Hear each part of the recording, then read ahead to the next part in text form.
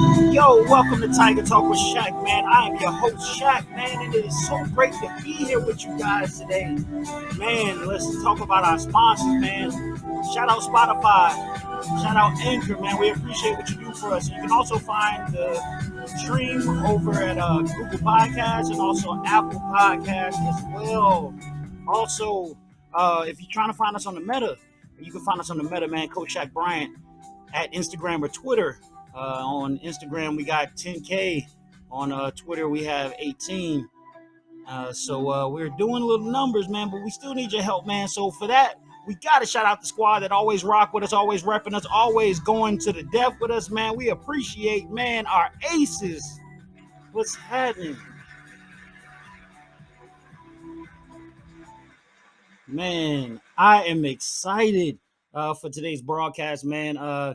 There will be no freestyle for the day. It's just gonna get right into it, man. A lot of times we freestyle, have fun before the beginning, man, but we're gonna jump right into it. We got a lot to cover, man, a lot to talk about. First off, how can we forget, man? It is some real live news going on, man. You're talking about a game that has been dominated by men forever. You're talking about side sports that has come up like softball and fast pitch softball and stuff like that. So women could have a fair shake at the game and things of that nature. But there are some people that have pushed the envelope.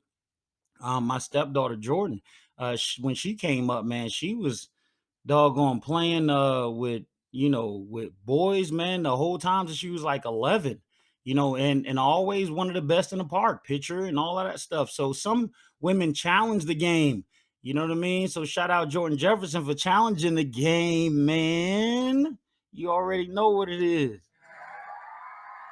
but we have found so many women um that would challenge the game over the years. But this particular individual woman, in her own right, she's not only a coach in the national or in the Major League Baseball, but she's actually the first woman to ever coach on the field. Man, y'all not hearing me, man. Y'all not hearing me. The first woman to coach on the field in Major League Baseball, man. And her name is Alyssa Nacken. They call her Coach Knack, man. But the other day, I want to say a day ago, she actually was on TV and on first base, man. Shout out for that. Dog, that is really awesome, man. With that news, man, because I mean, even with name, image, and likeness, like we were talking about the other day, man, women are getting left back, and a lot of these things, man, we always want to shoot for equality, man, because we've come so far. You know what I mean? And we just love seeing Coach Knack and man doing that stuff out there on the field. Coach Knack, man, you got our salute. Straight from our audience, our listeners, man, and from the show. You know what I mean? There's some other news, man, that's been going around that's really big time stuff going on, man. And I don't know if you guys are following this stuff, man, but I definitely am following this stuff because one thing about it is, and as I'm adjusting the set, something falls. My doggone replica helmet. That's a $200 drop. Goodness gracious, dog. But so some of this stuff that's been coming out, man, that is really pivotal around the National Football League is a big trade that's gone down, man. But we'll talk about a lot of trades in this system, man, because like a lot of these things are huge, man. Derek Carr, big name, man, big name. You know what I mean? A gunslinger, man. You know what I mean? From Fresno State, man. We are excited that he is back with his original team, man. Las Vegas. Man, the Raiders. We appreciate you, man. And shout out for your new contract. Couple things with this contract, man. He was on his last leg, man. I actually watch and listen to him talk, man. And Derek's a good dude. You know what I'm saying? He's always a guy that's going to shoot you straight, man. He's not going to hold no punches. He's going to tell you exactly what it is. And at the press conference, man, they were asking him a little bit of things, and they were like, did you think you were going to be back? He was like, I don't know. Sometimes it was rough. But he was like, I was ready to fight. I was willing to stick in there, and I told my agent that I didn't want to play for anybody but uh, Las Vegas, and they need to make the deal happen. So it's between playing for Las Vegas and playing golf. Damn, son, where'd you find this? And we dig on this show, man. And so he wanted to make sure he was a part of the Raiders, and so it's good to see him do that. Not only that, but with a $121 million for 3 years, you're talking about a great deal. You're talking about 40 something million a year. And so now he has 4 years under his belt rather than just the 1 year, because that's the 3 year contract. Now, let's get right into this though. He wind up being instrumental in saying that before everything happened, that he would take a pay cut if they can get Devonte Adams. Now, why is Devonte Adams big on this board? Well, first off, he's a lights out receiver with speed that runs great routes, and he has great position and posture and technique to get in and out of cuts, man. And he really can catch the football, man. He has great soft hands, and he's a gamer. He's also a great locker room guy. But why? What did he sign for? He signed for 5 years, 142 million, man. So shout out to Devonte Adams for that. But his is for 5 years, so it's a little bit different structure than Derek Carr. But Derek Carr was saying that he was willing to restructure his so that way it could work for both of them. So when asked, hey man, Derek, what do you think is going on, with your career this year? And Derek Carr had a lot to say about it. The first thing he said is basically he was excited about the franchise actually taking this seriously about being in the competitive nature. A lot of times these guys go through, man, and I've been on that board, man, from Division I to professional football, man. I've been on those boards where you're begging coaches not to reload that year. You know what I mean? Coaches get frustrated sometimes, and they're like, man, look, bump you guys. We'll do it with these guys. You know what I'm saying? And you got coaches like that.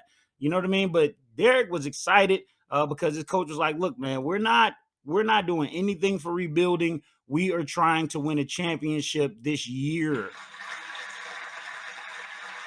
Like, you always want to see that, man, because a lot of these guys put their life on the line, man. A lot of these guys put their body on the line. A lot of these guys make sacrifices for their households.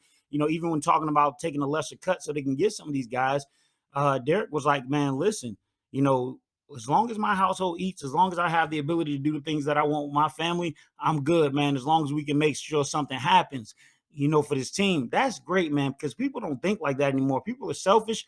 People want what's for them, and they don't think about the overall integrity of the game, nor the team, nor what's going on with that franchise. You know what I'm saying?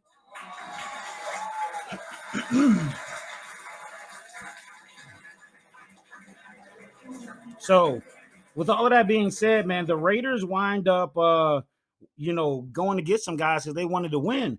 Man, they they also had 90+% of their roster come to the voluntary workouts, which is amazing because these guys don't have to come to that. It's not a requirement, but these guys want to get better, man, and they want to go to work, man. That's good stuff. The Raiders made over 22 transactions this past year, man, which indicates exactly that. They are trying to go get some stuff. They are trying to not worry about cap, and they're trying to go get some quality things going.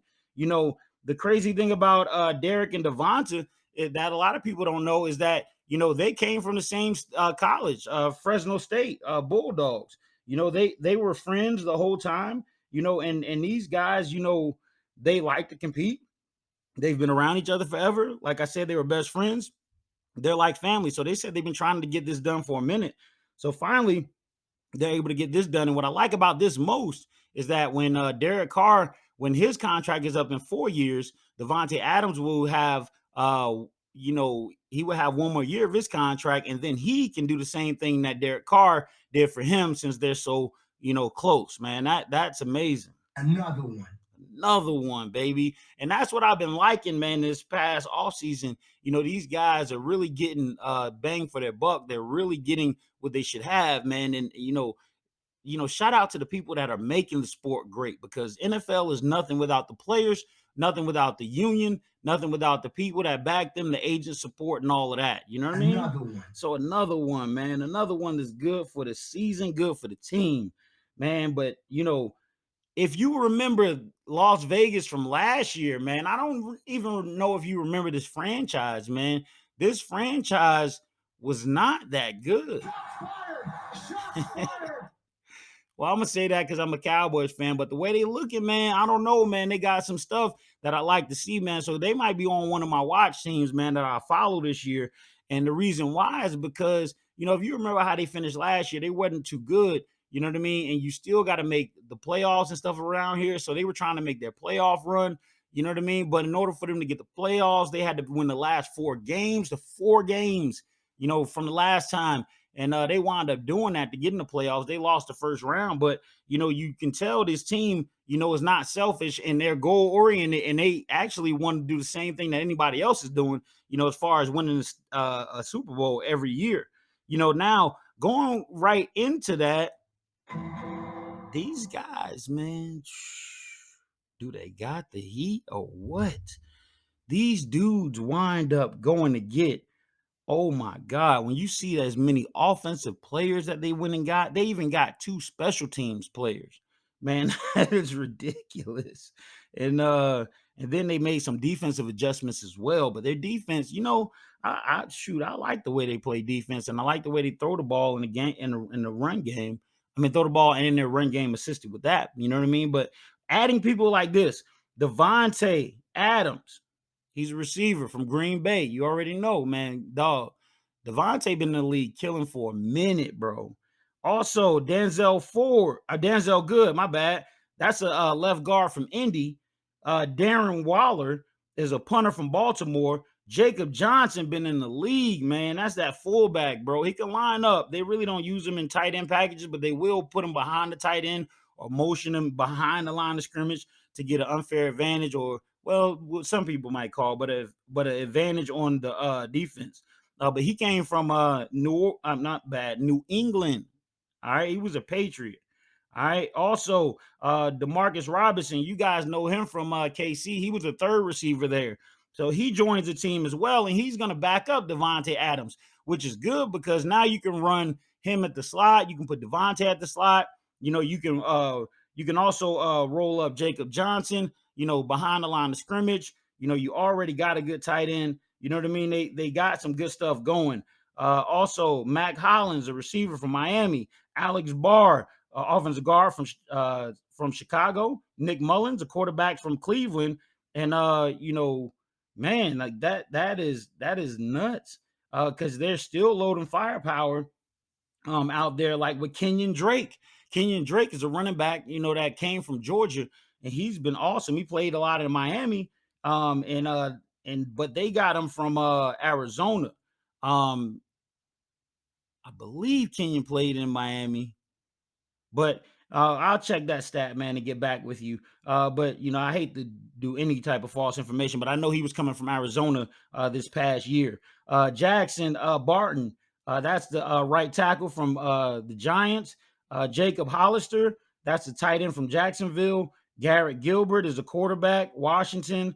Brandon Bolden is a running back from New England, and Amir Abdullah, a running back from Carolina. So they're getting the right people in here, man. And I'm excited about that because competition is essential for you to develop your team. And the things that they did so far, man, that's ridiculous. You're talking about right now, let's see, 5, 10. You're talking about 14 names. And out of those 14 names, 5 were starters, and they're expecting to be starters. So that is nuts, man. That is over 33% of the people that you brought in were starters. So they're ready to rock and roll, man. Chandler Jones, they picked up in the offseason too, man. Goodness gracious. Oh my God. They are loaded. They are loaded though. Man, they signed another one. Chandler Jones, man. Chandler Jones was the linebacker from Arizona, man. He's an edge rusher. He can be brought up. He also can drop into the flats. He can do a lot of different things moving around, man. He could also play on the line for you if need be. Also, Bilal Nichols from Chicago, the defensive tackle, they got him. Also, they got from Carolina Denzel Perry, man, which is a middle linebacker. We're familiar with him. And then Rock Yasin, a cornerback from Indianapolis. Then you have Vernon Butler, who they're looking to add some depth. He's from Baltimore. And then you have Kyler. Kyler Fasrell. And basically, Kyler was a linebacker for the Chargers last year. But out of those 6 people that I named, 4 of these people are supposed to come in and be starters, man. That's crazy. That is crazy, crazy nuts because, when you look at it, man, for what it's worth, dang, man,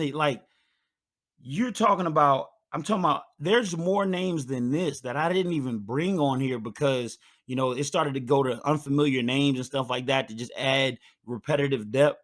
And so I didn't bring that out here. But, man, you're talking about a good bit over 22 transactions, man. And they're really trying to win this year, man. So shout out to the Raiders, man. Shout out to their organization, their team, man. This has been a scrappy bunch for a long time.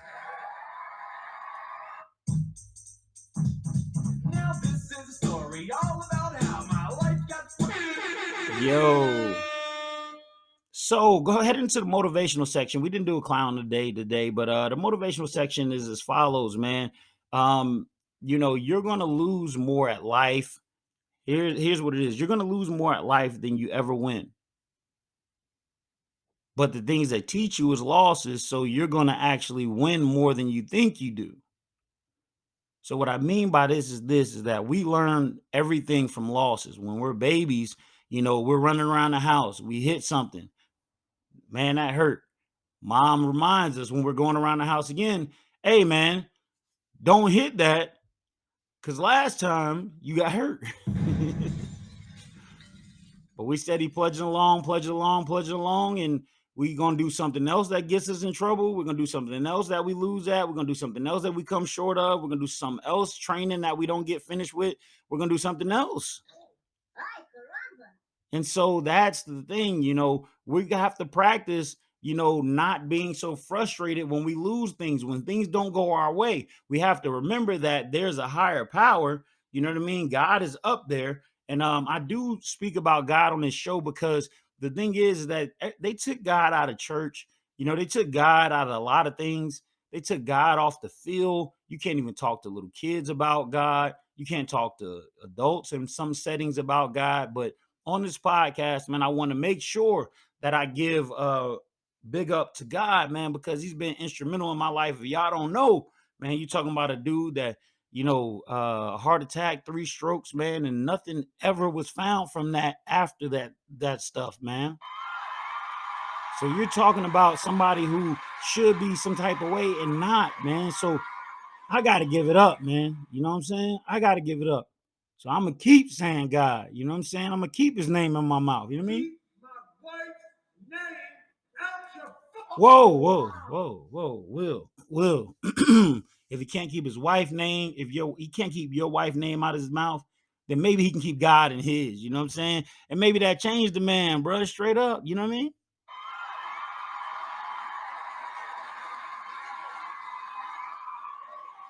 For we all have sinned and come short of the glory of God, not only yesterday, but today, tomorrow, and forevermore. You know what I'm saying? So, these are the things. So when, we are young people, we practice losing, we practice, not coming or accomplishing our goals. And therefore we say, you know what? If I only had, or if I did this right, then I would. You know what I mean? And so we have to look at these things, man. So, how do teams win? Well, there's a lot of teams that failed or didn't win the year before that came back to win, like the Bulls in the 90s. They would lose to the Knicks and they would lose to the Jazz and they would lose to, just a whole bunch of different teams. But that allowed them to say, you know what? We didn't have a shooting guard. Okay, here come Michael Jordan. You know what? We didn't have a point guard. Okay, well, Michael Jordan can run a point too. Steve Kerr can go to number two. Or we didn't have rebounds. Okay, here comes Dennis Rodman. You know what I'm saying? So, in everything, you have to remember that it has to be an assessment. You have to lose first, and then you understand how to win. You know? And so, a lot of things in life, man, is just about winning and losing, but you got to understand from the perspective of what is important and what is a win or a loss, too. You know, you have to remember that when we come in this world, what are we doing? We can't talk, right? Then we can't walk, right? But then we master those things. Then we don't know how to fix stuff for ourselves or do things for ourselves, right? Then we start to learn things more and more, right? Well, let's flip it around. When you start to leave this world, you start to do the same thing. You know what I mean? You start to learn new things, that a lot of things that you weren't ready to learn. Or, you stop being able to speak, or you stop being able to do for yourself, or you stop being able to move around and get around like you once did before. Whatever the case may be, going frontwards, learning to apexing to coming out, going down. And that's what I'm trying to show you guys is that we're going to lose. Once we gain what we need to gain from this world, now we're going to lose it in order to go to our next destination, I believe. And that's what so beautiful about life, man, because my mom and myself, we're teaching each other so much, so many things. I'm learning from my mom, and she doesn't even know that I'm learning from her. You know what I mean? From organizational things to things that you should do, to things that you should be teaching the kids, to things that you know what I mean? Because we all don't know it, right? We all don't know it. And so a lot of times, we think we got everything down, man, and we don't. And you know what I'm saying? We don't want anybody to say anything to us. And I have that issue, you know what I'm saying? Shout out to me. Shout, shout, shout out to me for being a hard-headed little guy. Man, I used to get my behind taught when I was little, man, because I was off the chain, man. I'm talking about everything, bro. And then it got to the point to where I got one of these, and that was it. That's all you got to do. One time, one time. And it's a wrap, dog. I'm listening. I got you, bro. But so we lose a lot, man. Even even our abilities. It's not till you step on the basketball court and you haven't been on the basketball court for a while till you realize, man, dang, I used to be much better than this. Or you do something else, man, dang, I used to do this way better. And then we start to see the decline, right? And then once we see the decline, we start figuring things out, right? And so that's the key to success is losing. Even with entrepreneurs and people getting out there, they're scared to even try. People are scared to try to live their dream. You know, as if living your dream is going to cost you your life. You'll figure it out. People don't remember that they had to figure it out the first time. You'll figure it out. But we want comfortability. We want to be complacent in a lot of ways. And that's why we don't live out our goals a lot. That's why we don't live out our dreams a lot. And that's why we don't have, these things to fall back on, because we aren't doing the leg work. You know what I'm saying? You got to do the leg work. Who's gonna want your dream more than you want your own dream? So you got to do the leg work.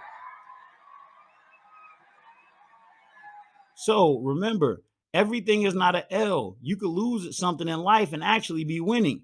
And you might question it. You might, try to overthrow it. You might try to overrain it. But at the same time, you got to look at it like, what purpose does God have for my life? Where's my destiny? Where's my future going? Where's my purpose? What is going to be the next phase, in my life? Am I going to be, awesome, like, I thought I was going to be, you know what I mean? And hey, that's from trial and error.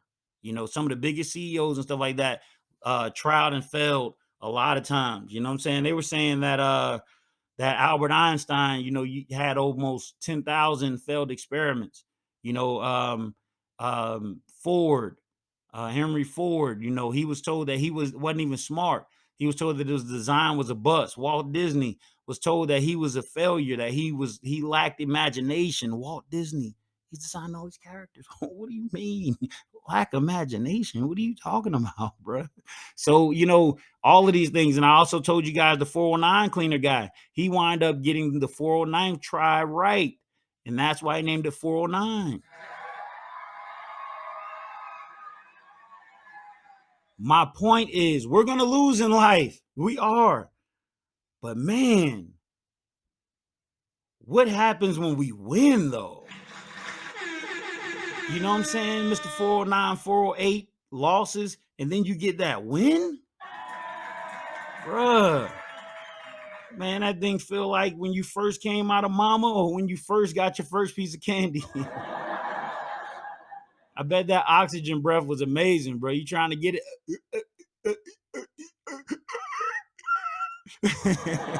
And then you get it. You're like, man, then somebody passes you some candy. You like, dang, candy. Okay, all right, let me see what this is about. Holy crap. And then, and then that's when it all comes through, man. So new experiences, when you succeed, when you have not succeeded before, or when you find success and you have, you never played the success limbo.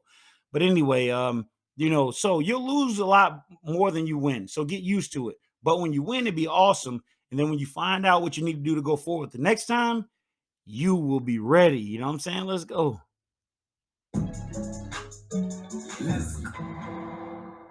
The recap. Remember, it's not it's not everything is not gonna always plan out, the way you want them, but sometimes they do. And just like what we were talking about in the last segment, when it is like that, oh, it's so good. You're talking about Derek Carr and Devonte Adams. They are actually on the same team with the Las Vegas Raiders, and they're going to do the same thing they used to do back in college. They're best friends, man. They are awesome together. That's a tandem, and I can't wait to see it, because when you link up with your homie, your best friend, bro, it's almost like a old school jam that you already know what it is, even though you don't hear a lot of it. You know what that is, boy. Come on. Come here. But so I can't wait to see what they do out there in Las Vegas. They pulled a lot of people in, like we talked about. That's crazy. Shout out to Coach Knack, man, the first female woman manager that actually was on the field calling the game. Man, that's pretty awesome. And so shout out to her, man. Also, these free agencies are picking up. I'm gonna report on a lot of these things. And remember, we only a little bit away from this draft, man. So we're going to get to it. Shout out to the Aces, man. Cannot do it without you, man. We appreciate everything that you've done. The people that are listening to it right now, we appreciate you too. We got the video going on Spotify. We also got the audio going on Spotify, Google Podcasts, Apple Podcasts. We got the audio only. Anchor got the audio only. And YouTube video got the video as well. We building that. So I appreciate you, man. Blood is thicker than water. Only in certain cases you need water to live. You learning the basics. Better cherish your aces. And I appreciate my aces, all the ones that ride to you. Before we go off, we're gonna get a aces roll call. I did a little bit of it on Instagram today. Man, we're just gonna call some other ones, man. Shout out Joy. Shout out Mark. Shout out Keith. Shout out Anna. Shout out Ava. Shout out Anchor. Hey, there we go. Shout out, let's see. Shout out Sabor. Shout out Shakur again. Shout out Saj. Saj be acing for real, man. Shout out all my aces, man. My mom, Dukes, my brother. Man, I could keep going and keep going and keep going. You feel me? But we're gonna try and get at least 10 of the aces. Name mentioned either on the Instagram. So y'all check it out, man. Coach Shak Brian over there on Instagram. And then also we'll try to put these up on the website as days come on, man. And as we get further along, remember the website is Tiger Talk with Shak.me. Man, we appreciate y'all, man. Hey, be safe. Make sure you do something good for yourself. Make sure you do something good for your family members. Make sure you do something good for your kids. Make sure you do something good for your friends or associates, whatever the case may be. And make sure you do something good in all three phases for yourself. All right, physically, mentally, and spiritually. All right, got it? All right, see y'all later, man. You already know Tiger Talk with Shak. Click.